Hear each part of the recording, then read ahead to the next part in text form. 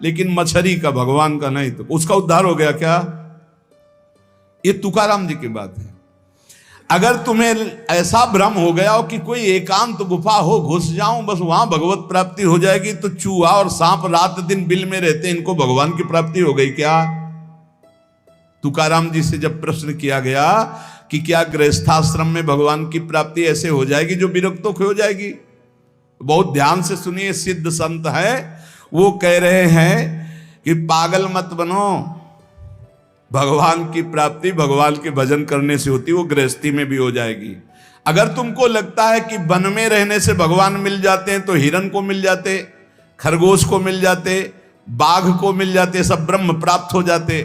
अगर तुमको लगता है कि एकांत में ध्यान लगाने से मिल जाते, तो बगुला जल में खड़ा होकर एक टांग केवल ध्यान लगाता है, लेकिन मछली आई गट्ट से खाया फिर शांत खड़ा है, बगुला को नहीं मिला। फिर कहते हैं कि एकांत गुफा में घुसने से भगवान मिल जाते, तो चूहा और सांप बिलई में रहते हैं रात दिन, उनको भगवान मिल जाते। तो इसलिए हम तुमसे कह रहे हैं कि ये ची चपड़ की बातें छोड़ो।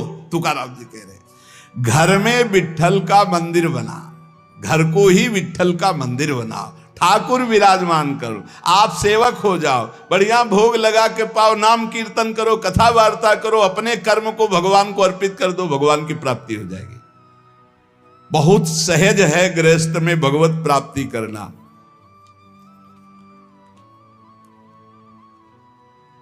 हम तुमसे पूछते हैं, जो लोग सोचते हैं अन्न नहीं खाएंगे तो भगवान की प्राप्ति हो जाएगी, तो कितने ऐसे जीव हैं हमारी प्रकृति में? तुकाराम जी कह रहे हैं ये बड़े महापुरुष हैं, किसी के कहो सांप खाता अन्न, करे क्या धान बकभी, कपट भरा भीतर भरा उदर मल से, करे चूहा भी एकांत, गदहा भी भभूत रमावे, तुका जल नक्राले काग ही नहाए कहो तो। क्या अन्न न खाने से भगवान मिल जाएंगे? अगर हां, तो बहुत से पक्षी ऐसे हैं जो केवल फलाहार रहते हैं, बहुत से ऐसे हैं जो घास चर के रहते हैं, ना वो अन्न खाते हैं ना कुछ और। कुछ है फलाहार, कुछ है तृण चरते हैं, कुछ है पानी पी के केवल रहते हैं भैया, केवल पानी से। इन सबको भगवत साक्षात्कार हो जाता है क्या? केवल पानी से रह रहे तो भगवत साक्षात्कार हो जाएगा, केवल फलाहार रहे तो उनको भगवत साक्षात्कार हो जाएगा। तुकाराम जी कहते हैं कितने हैं वायु भक्षण करते हैं, केवल वायु पी करके जीते हैं, भीतर कपट भरा है, बाहर ये सब छोड़ रहे हो, कुछ लाभ नहीं मिलना है। चूहा बिल में एकांत में रहता है, भगवत प्राप्ति हो गई। गदहा खूब धूल में ऐसे लौटता, धूल लगाने से तो क्या उसे भगवत प्राप्ति हो गई? महापुरुष है। जल में घड़ियाल रहता है, भगवत प्राप्ति हो गई। कौआ भी जाके गंगा स्नान करता है, जल स्नान, भगवत प्राप्ति हो गई। भैया जब तक भजन नहीं तब तक भगवत प्राप्ति नहीं, बाहरी क्रियाओं से।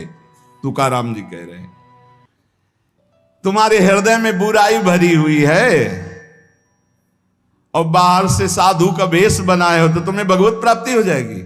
अरे चाहे वायु भक्षण करो, चाहे तुम ध्यान का नाटक करो, चाहे एकांतवास करो, चाहे भस्म लेपन करो, चाहे जल में खड़े हो जाओ, चाहे जितना अनुष्ठान करो, जब तक भजन नहीं करोगे भगवान का, तुम्हारी बुद्धि निर्मल होने वाली नहीं। बाहरी क्रियाओं से कोई लाभ नहीं। तुकाराम जी कह रहे हैं भक्ति मुक्ति दिलाने वाली, समस्त भव बंधनों से। रात दिन अपने प्रभु का नाम जप कर रहे, चिंतन कर रहे। एक गृहस्थ आए थे, बहुत अच्छी स्थिति, नेत्रों में नेत्र मिला के जब बात किया तो बड़ा संतोष। जब जाने लगे तो कहा 1 मिनट रुको, इसे मुख पे बड़ाई नहीं करनी चाहिए, पर आप सावधान रहना, बहुत अच्छी स्थिति, संभाल के निकल जाओ। बस उन नेत्रों से ऐसे किया, चुपचाप गंभीर मुद्रा, प्रश्न बहुत जोर का, और स्मरण में बिल्कुल तन्मयता, एक एक चेष्टा उनकी बता रही थी। बहुत बढ़िया, बाजी मार ले जाओगे, कोई तुम्हें प्रणाम नहीं करेगा, कोई दान पुण्य नहीं, कोई नमस्कार नहीं, बहुत जल्दी निकल। विरक्त भाव में रात दिन भगवान के भजन में व्यतीत करो, तभी बात बनेगी। केवल इन सब बाहरी बातों का देखो इसीलिए खंडन किया तुकाराम जी ने।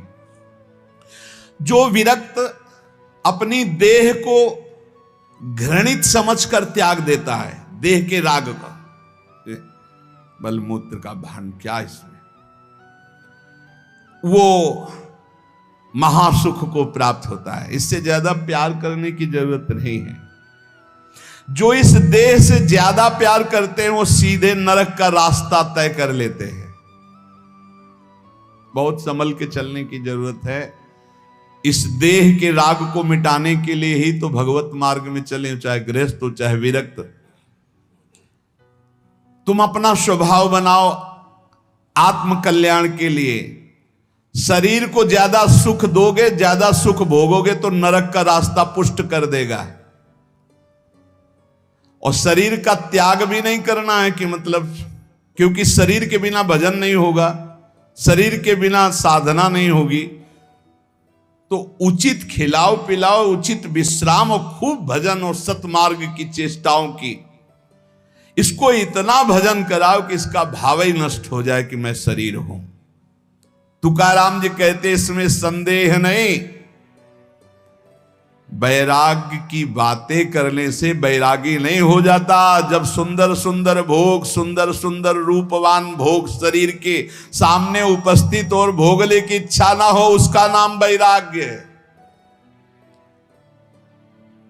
बातें करने वाले वैराग्य की तो करते रहते हो, जब सामने प्रश्न आता है तो उत्तर नहीं दे पाते, अर्थात भोग आता है तो उन्हीं में लिप्त हो जाते हैं, उन्हें वैरागी नहीं कहते।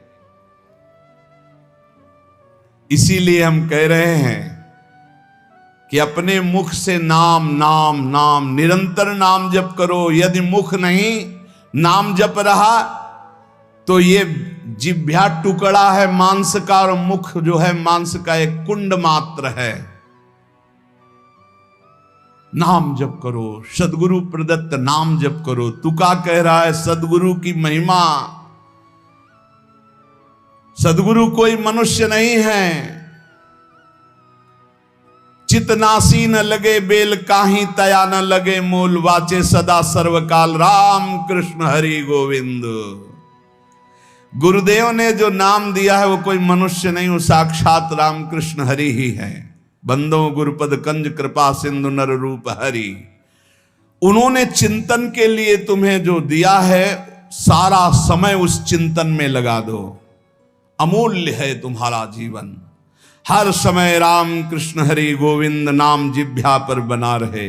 चिंतन नासी न लगे बेल, सर्वकाल करावे।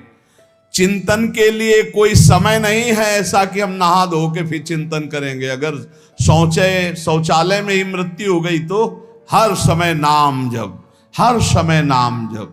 सदा राम कृष्ण हरि गोविंद का चिंतन करो। एक सत्य सार यही है, ना फलाहार रहने से, ना जल पीने से, ना वायु भक्षण से, ना इन सब बाहरी बातों से भगवत प्राप्ति नहीं होती। भगवत प्राप्ति होती सदैव भगवत चिंतन करने से, नाम चिंतन करने से। भगवान नाम कीर्तन भगवान की प्रसन्नता के लिए, भगवत कथा भगवत प्रसन्नता के लिए। तुकाराम जी कहते हैं गीता है, श्रीमद् भागवत है, ये भगवान की प्राप्ति के लिए चर्चा हो रही है। जो भगवत प्रसाद रूप मिल जाता है उससे जीवन यापन का। जब तक जीवन है हमें हर समय भगवान नाम जप, भगवत कथा, भगवत भक्तों का संग, यही करना है। प्रभु के नाम की महिमा प्रभु ही समझ सकते हैं, दूसरा कोई नहीं समझ सकता। या प्रभु समझा दे पुरुषोत्तम तो समझ पावे। कर्म के फेर में पड़ा हुआ जीव अगर अट्टहास करके नाम पुकारने लगे तो कर्म बंधन नष्ट हो जाए। राधा राधा राधा जोर से चीख चीख कर, तो बोले कर्म बंधन विध्वंस होते हैं। जितने के कानों में नाम पड़ेगा सबका मंगल होता चला जाएगा। तुकाराम जी कहते जो मैं कह रहा हूं उसे सुनो। मैंने इसलिए कहा कि आप नाम को और कथा को बेचो मत, क्योंकि ये रहस्य की बात है। इससे श्री कृष्ण अधीन हो जाते हैं। विठोबा का नाम, विठोबा की कथा, विठोबा को अधीन कर लेते हैं। महापुरुषों के वचन समझने हैं। जैसे सत स्त्री के अधीन उसका पति हो जाता है, उसके आचरण, उसका व्यवहार अपने पति को अधीन कर ले, ऐसे सद्भक्त भगवान को अधीन कर लेते हैं। यहां तुकाराम जी भगवान की अधीनता के लिए कह रहे हैं, तुम अपने परमार्थ को खो मत। तुकाराम कह रहे हैं धन के अधीन हो जाना, काम के अधीन हो जाना, नरक की यात्रा करना है।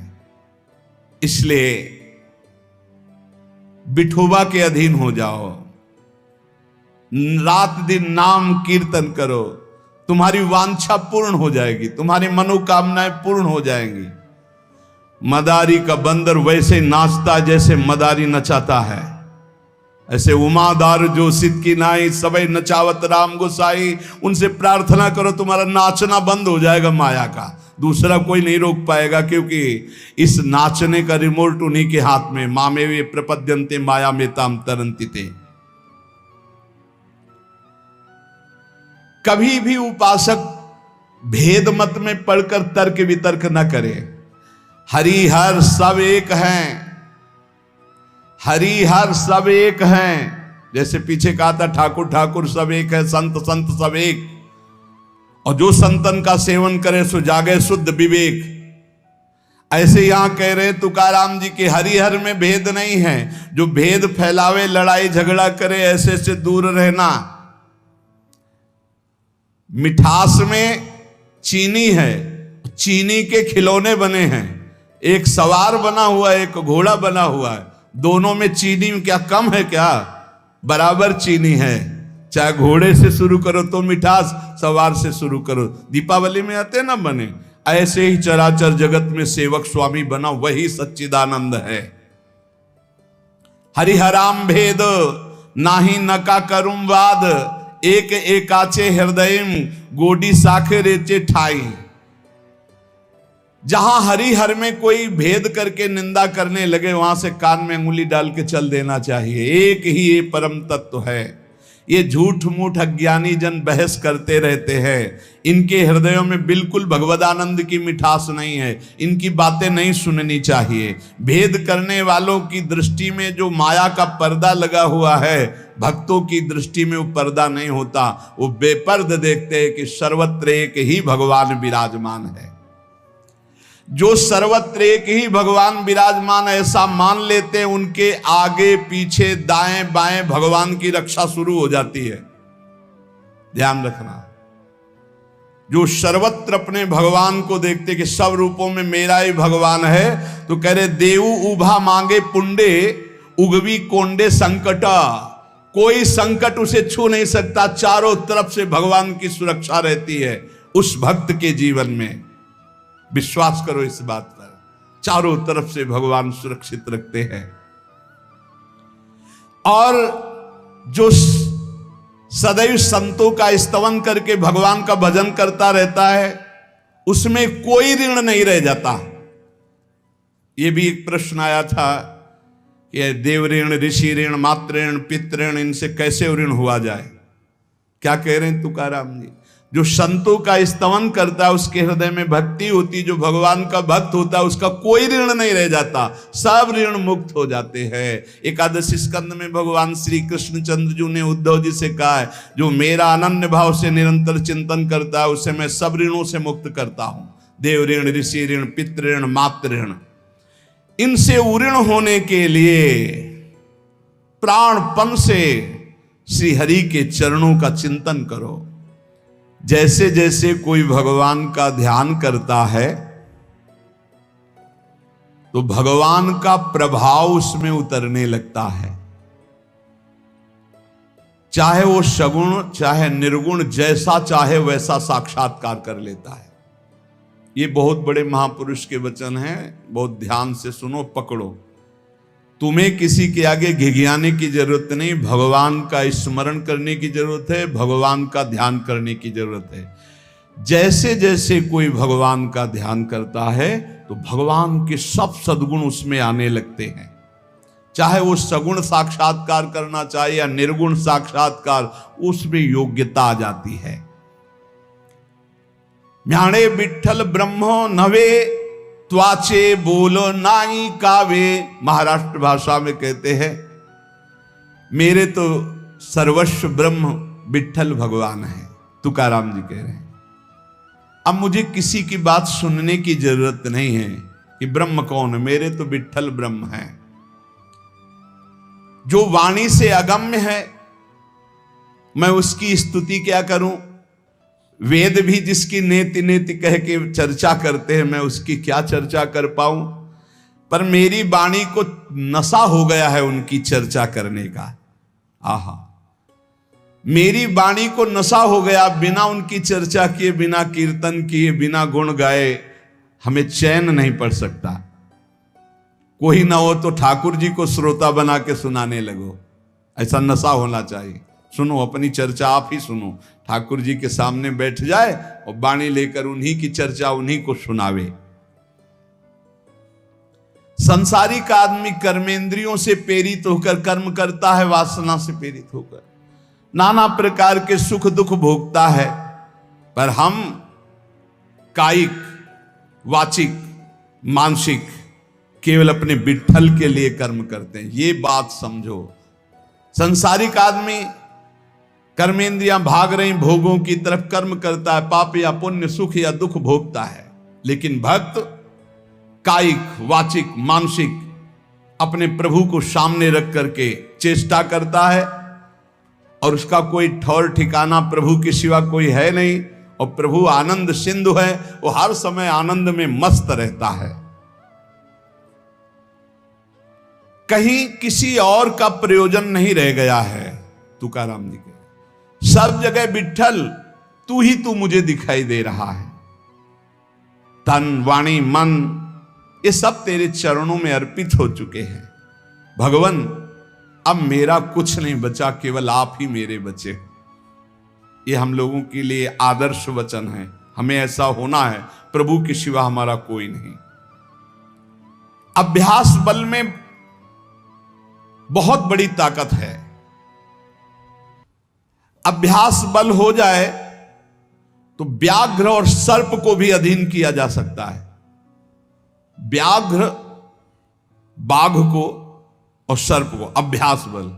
देखो, जो बचपन से अभ्यास करवा लिए सिंह आदि का, तो ऐसे बछड़े की तरह हाथ फेरते हैं, साथ खेलते हैं, कोई फर्क। सांप पकड़ने वाले जो सर्प मित्र होते हैं, इतना बड़ा अभ्यास कि बड़े से बड़े विषैले सांप को 5 मिनट में अपने वश में करके, व्याघ्र और सर्प को अपने वश में किया जा सकता है।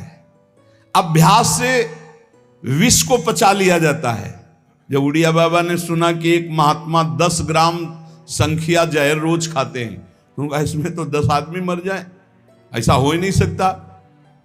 तो उन्होंने कहा महात्मा है तो उनका पता बताइए, मैं जाऊंगा। उड़िया बाबा वहां गए, महात्मा से कहा आप 10 ग्राम संख्या जहर रोज खाते हैं? उनका हाँ। बोले मैं देखना चाहता हूं, क्योंकि विश्वास नहीं होता, 10 ग्राम में तो 10 लोग मर जाएंगे। शाम के 4 बजे उन्होंने डाला सिलबट्टा में 10 ग्राम तौल करके जहर, संख्या जहर, जैसे धतूरा होता है ऐसे संख्या, उसे पीसा और पीस करके पूरा धोकर खप्पर में डाला और बस पी गए। महात्मा आए तो आश्चर्य की बात है। बोले तो रोज हम पीते हैं। तो बोले 10 ग्राम कैसे? तो बोले अभ्यास। पहले दिन एक बीज लिया था, ऐसे घस के चाटा, नशाया, कई दिन उसी बीज को घसकर चाटते रहे, फिर एक बीज, फिर धीरे धीरे आज 10 ग्राम पचा लिया। तुकाराम जी कह रहे हैं अभ्यास का बल करे तो व्याघ्र और सर्प को वश में कर ले। तो मन को वश में नहीं किया जा सकता, इंद्रियों को वश में नहीं किया जा सकता, अभ्यास से किया जा सकता है। अभ्यास योग युक्त ने चेतसा नान्यगामिना। अभ्यास से हम विष को पचा सकते हैं। अगर हम रोज भगवत कृपा से अपमान को पचाना सीख जाएं तो बड़े से बड़े अपमान को भी, निंदा को भी